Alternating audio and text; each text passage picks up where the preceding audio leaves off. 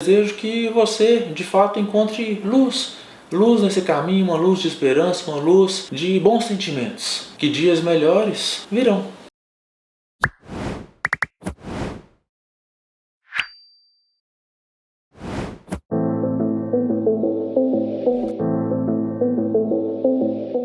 É normal sofrer e isso está acontecendo muito, né? Existem diversos tipos de sofrimentos aí, diversas causas, não só relacionada diretamente ao vírus da pandemia em si, mas as consequências aí indiretas desse vírus.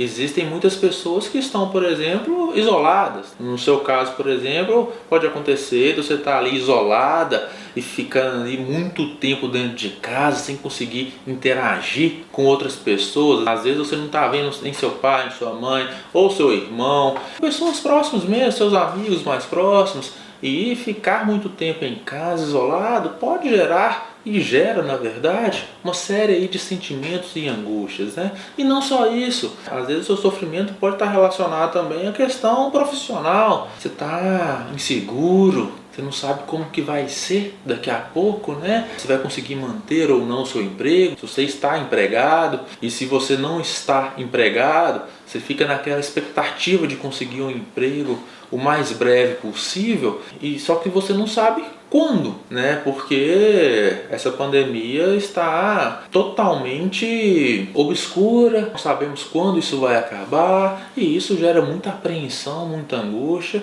e nervosismo pelas pessoas. Por mais que não tenha ainda contraído o vírus, por mais que ninguém da família ali tenha falecido ou tenha ficado doente de forma grave, as pessoas ficam emocionalmente abaladas e isso naturalmente pode acontecer com você e você não é a única pessoa que está assim. Infelizmente, muitas pessoas estão emocionalmente instáveis e sofrendo muito com toda essa situação, né?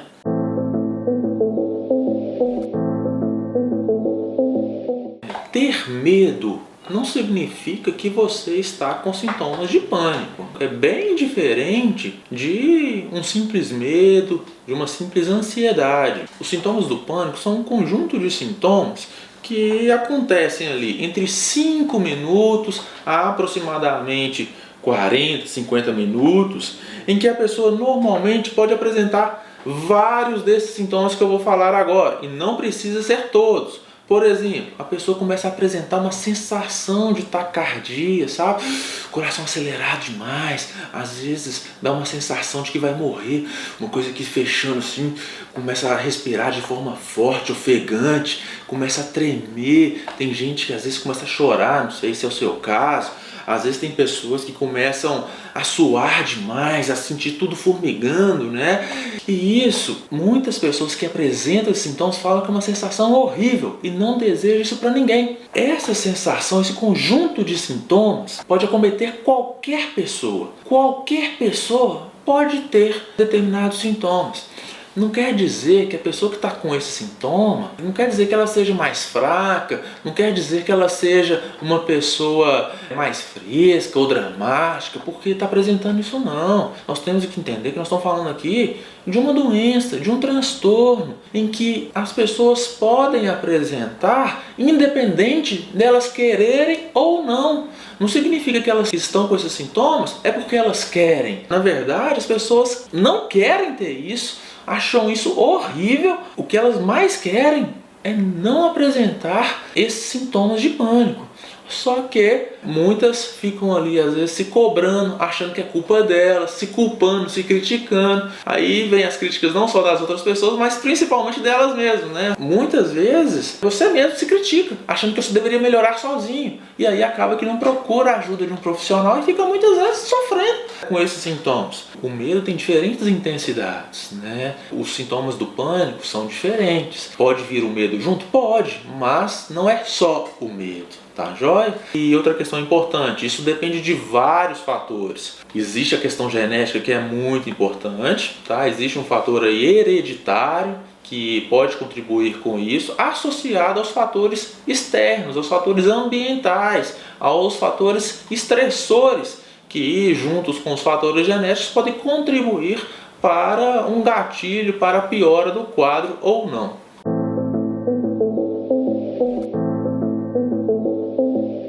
Olha, beber de forma excessiva sempre é perigoso, principalmente nesses momentos que nós estamos mais vulneráveis emocionalmente.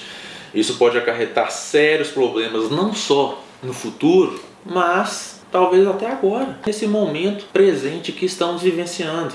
Às vezes está acontecendo determinada situação com você em que você acredita que não é em decorrência do álcool. Às vezes você está mais irritado, mais impaciente, mais intolerante, com dificuldade de dormir. E foi bem quando você começou também a beber para aliviar os sintomas que isso tudo piorou, na verdade, começou a ficar mais intenso. Isso torna-se algo preocupante, porque começar a beber durante a pandemia é um problema que pode se tornar uma dependência daqui a pouco e que pode se tornar um grave problema de saúde para você, porque hoje é uma bebida, amanhã são várias. E os problemas de saúde relacionados à bebida são muitos, relacionados aí à sua saúde em termos de coração, de fígado, do sistema cardiovascular como um todo, sua pressão arterial. Tem também a questão da segurança em direção,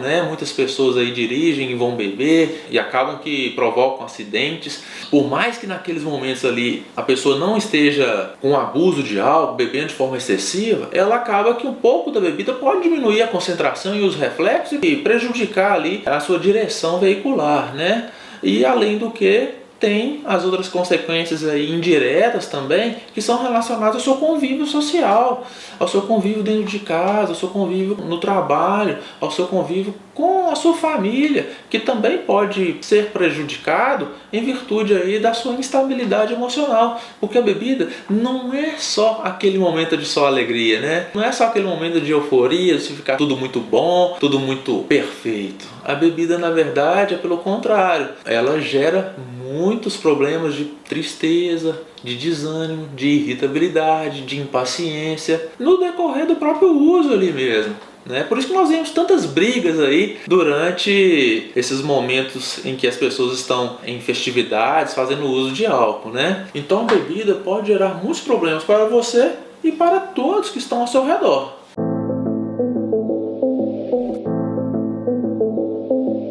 Olha, acho que nós estamos em um momento muito intenso, instável, não só de informação e de conhecimento, mas também emocional. Muitas pessoas ficaram muito tempo dentro de casa e com muito medo. Estamos falando aqui de mais de um ano e é natural, depois de tanto tempo dentro de casa, que as pessoas tenham sim um pouco de medo, um receio de sair de casa e fazer as atividades externas, até porque foi muita apreensão, estresse vivenciado dentro de casa e muitas imaginações, coisas ruins que passaram-se pela cabeça de cada um e que também foi observado nos telejornais de cada um. E naquele momento que você começa a sair de casa, tem pessoas que começam a lembrar das situações que imaginaram ou que viram mesmo na televisão, e aí gera toda aquela apreensão, aquele medo de voltar tudo novamente, E eu acho que aos poucos isso tende a ir retornando ao que era antes e esse medo ir melhorando à medida que a pessoa também consiga sair de casa e enfrente essa situação. Agora, se o medo continua excessivo, se esse medo está te prejudicando em termos de trabalho, em termos de relacionamento, e que você não está conseguindo até mesmo ali ter uma vida saudável porque o medo está te tomando, acho que é fundamental você procurar um especialista, um profissional da área da psiquiatria e da psicologia para entender melhor o que está acontecendo, fazer o devido tratamento.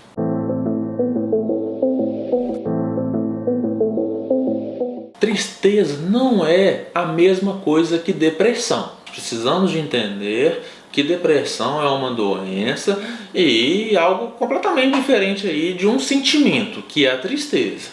A tristeza é normal todos nós, seres humanos, apresentar o sentimento de tristeza. Nós podemos estar tristes por estar desempregado, por terminarmos um relacionamento, por ter brigado com a nossa companheira ou companheiro, por ter brigado com os nossos filhos, por ter brigado no trabalho. É natural do ser humano ficar triste. E isso acontece. E é bem diferente da depressão. A depressão é um conjunto de sintomas em que a tristeza é um dos sintomas. Existem vários outros sintomas relacionados aí a esse transtorno depressivo. Inclusive eu já falei sobre o que é um transtorno depressivo e você pode acompanhar em um dos meus vídeos aqui no canal sobre o que é o transtorno depressivo. Enfim, nós não podemos dizer que tristeza é igual a depressão. E muitas das situações, a tristeza ela pode melhorar após resolver aquele problema que está gerando essa situação. Por exemplo, às vezes você consegue um emprego e você muda completamente ali esse sentimento. Você deixa de ficar triste, né? E isso não acontece com a depressão. Tá? Quem tem depressão, os sintomas não mudam simplesmente após conquistar um emprego. É diferente.